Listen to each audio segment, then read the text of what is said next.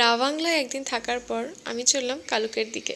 কালুকে আমি থাকবো একদিন। সেখানে আমি বুক করেছি হোটেল নেচার স্টে। সেটা খুব বিখ্যাত, কারণ মানুষ নাকি সেখানে শান্তি খুঁজতে আসে।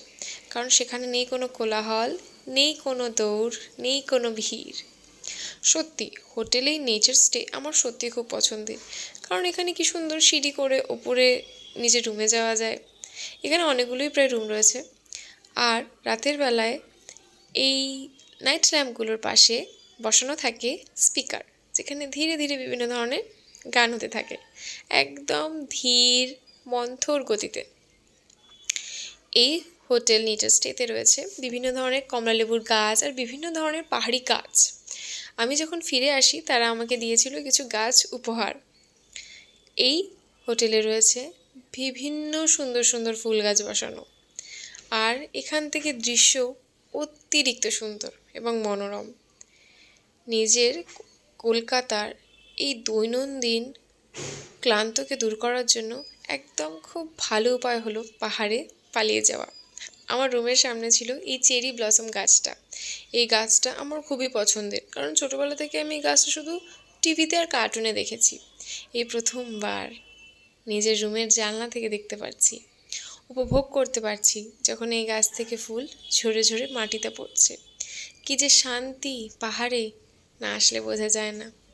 দূরে পাহাড়ে কাঞ্চনজঙ্ঘা দেখার জন্য ভোরবেলা উঠলাম, কিন্তু কুয়াশা থাকার জন্য দেখতে পারলাম না।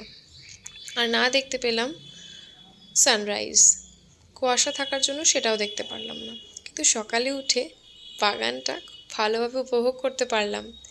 বাগানে ছিল কমলালেবুর গাছ, বিভিন্ন ধুতুরা ফুল বিভিন্ন রঙের। আর দুপুরের খাবার ছিল এটা। সন্ধ্যায় ছিল পাকোড়া। আর রাতের বেলা দেখতেই পারছো কত সুন্দর লাগছে এই নেচার স্টে হোটেলটা।